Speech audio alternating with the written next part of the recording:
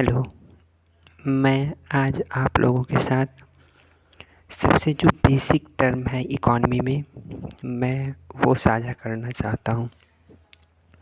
तो शुरू करते हैं।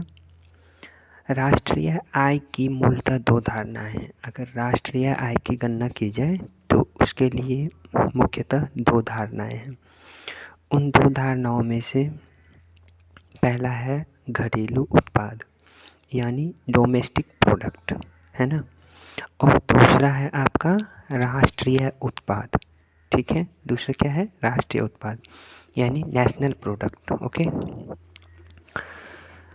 अगला है आपका कि ये जो है राष्ट्रीय उत्पाद क्या होता है यानी नेशनल प्रोडक्ट क्या होता है। किसी देश की आर्थिक सीमा के अंदर, कोई भी देश है उसका एक आर्थिक सीमा होता है कि कहाँ कहाँ तक उसका किस सीमा तक, या बाउंड्रीज कह सकते हैं आप उसको, कहाँ तक वो उसका बाउंड्रीज है, आर्थिक बाउंड्रीज यानी इकोनॉमिक बाउंड्री होगा। उसके भीतर तथा बाहर, उसके भीतर तथा बाहर, ठीक है, उसके भीतर तथा बाहर लिखा हुआ है निवासियों द्वारा, अर्थात देश में जो रहने वाले लोग हैं उनके द्वारा अर्जित आय, वो कितना टोटल अर्निंग किया, ठीक है, उस अर्जित आय को ही हम लोग बोलते हैं राष्ट्रीय उत्पाद यानी सकल, या आप उसको ये भी बोल सकते हैं सकल राष्ट्रीय उत्पाद। जैसे हमारा देश भारत है, तो भारत जो देश है इसकी एक आर्थिक सीमा होगी, है ना। तो उस सीमा के अंदर, अंदर कहने मतलब उस सीमा के भीतर और बाहर निवासियों द्वारा, यानी कि इसमें जो रहने वाले लोग हैं, चाहे आप देश में रहिए या देश के बाहर, ठीक है, जितना आप कुल अर्जित करेंगे आय को, इनकम को, वही आपका क्या कहलाएगा? राष्ट्रीय उत्पाद कहलाएगा। ठीक है, दूसरा टर्म है आपका घरेलू उत्पाद, जिसको डोमेस्टिक प्रोडक्ट कहते हैं। तो इसका डेफिनेशन इस प्रकार से होगा, किसी देश की आर्थिक सीमा में, ठीक उसी तरह से जैसे हमारा भारत देश है, इसकी एक अपनी आर्थिक सीमा है, आर्थिक सीमा में स्थित, तो उस सीमा में जो भी लोग हैं और वहाँ जो रहने वाले हैं निवासियों और गैर निवासियों, मतलब वो जो भारतीय नहीं है, द्वारा अर्जित आय, उन दोनों के द्वारा, यानी जो हमारे देश के हैं देसी और जो कुछ लोग जो विदेशी हैं, उन दोनों के द्वारा जो अर्जित आय है वो हमारे लिए कहलाएगा डोमेस्टिक प्रोडक्ट यानी कि घरेलू उत्पाद। ओके, नाउ नेक्स्ट टर्म जो सबसे कॉमन टर्म है इकॉनमी में, जो सबसे कॉमन टर्म होने वाला है वो है हमारा जीडीपी। क्या है? जीडीपी, है ना, जीडीपी। Okay, GDP. जीडीपी क्या होता है? इसका पूरा नाम है ग्रॉस डोमेस्टिक प्रोडक्ट, हिंदी में इसको बोलते हैं सकल घरेलू उत्पाद। क्या होता है ये? इसकी डेफिनेशन से इसको समझने का प्रयास करते हैं। एक लेखा वर्ष में, कोई भी वर्ष हो, जैसे अभी चल रहा है 2023, हाँ, उससे पहले हमारा था 2022, तो उसी को मान लेते हैं वो लेखा वर्ष था 2022।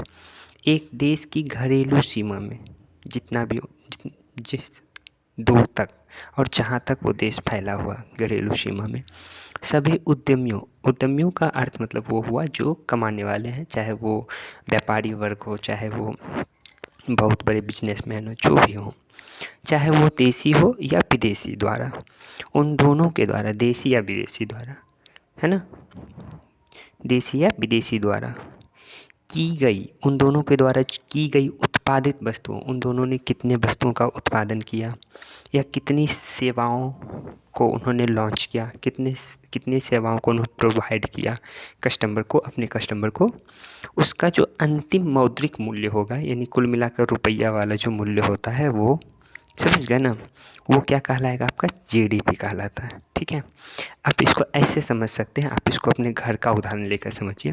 जैसे आपका घर है, घर मतलब हमारा ये देश, ठीक है, ये छोटा सा घर को आप देश मान लीजिए, उसमें निश्चित रूप से कुछ स्त्री होंगे, कुछ पुरुष होंगे, यानी इन दोनों को मिलाकर देश ही हो गया।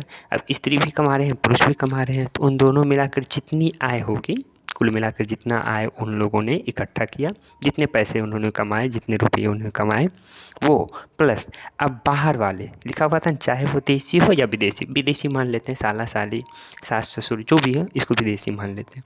तो आप अगर वो आपके घर आ गए हैं, यानी विदेशी हैं लेकिन फिर भी आपके घर आ गए, यानी आपके देश में आ गए हैं, तो वो भी कुछ ना कुछ अर्निंग करेंगे, वो भी कुछ भी करेंगे, उत्पादित करेंगे, कुछ वस्तुओं का उत्पादन करेंगे, कुछ सेवाओं को वो भी कस्टमर को देंगे, हाँ, उपभोक्ताओं को सेवा भी प्रदान करेंगे।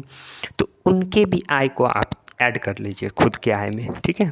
तो इन दोनों को मिला दिए तो इस तरह से आपका बनता है जीडीपी। समझ गए? बहुत ही आसान भाषाओं में मैंने आसान सा एग्जाम्पल लेकर आपको समझाने का प्रयास किया। आप इसको बार बार देख करके भी समझ सकते हैं, ठीक है। आगे बढ़ते हैं। दूसरा है आपका जीएनपी, जिसको हम लोग बोलते हैं ग्रॉस नेशनल प्रोडक्ट। ये क्या होता है?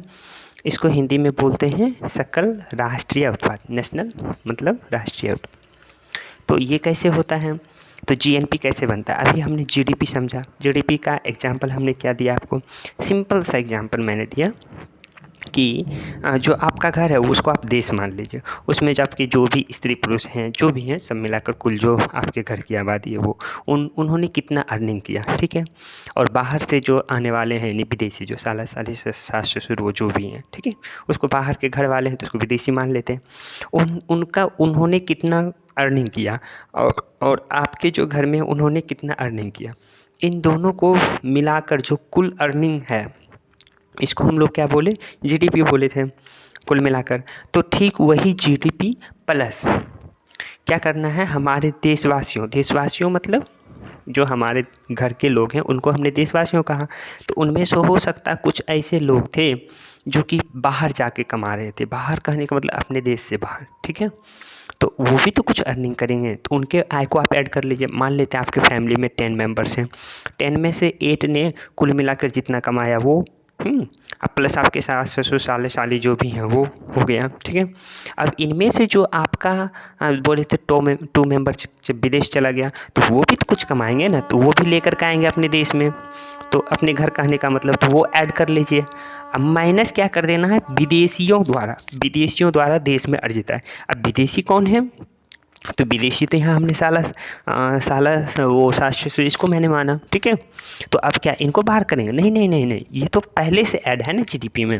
तो विदेशी कहने का मतलब यहाँ एक तरह से ये हो गया कि आपके घर में मान लेते हैं किसी को आपने सर्वेंट, नौकर के तौर पर रखा, तो आप क्या करेंगे? उनको तो कुछ रुपया देना पड़ेगा आपको, जबकि सास वो जो साला साली ससुर ये सब जो भी लिए थे उसमें तो हम ऐड कर रहे थे अपने आय में, ताकि हम कुल आय बता पाएँ कि इतनी हमारी इनकम है, ठीक है। तो वो तो हमारा जीडीपी बन गया ना, तो उससे मैं कैसे दूंगा उनको? नहीं दे सकता ना। तो क्या करूँगा? जो हमने नौकर रखे हैं अपने घर पे, जो भी सहायता के तौर पे मैंने जिनको रखा है सर्वेंट को, तो उनको अपनी आय में से कुछ देंगे, जो हमारा जीडीपी है उसमें से कुछ देंगे, है ना।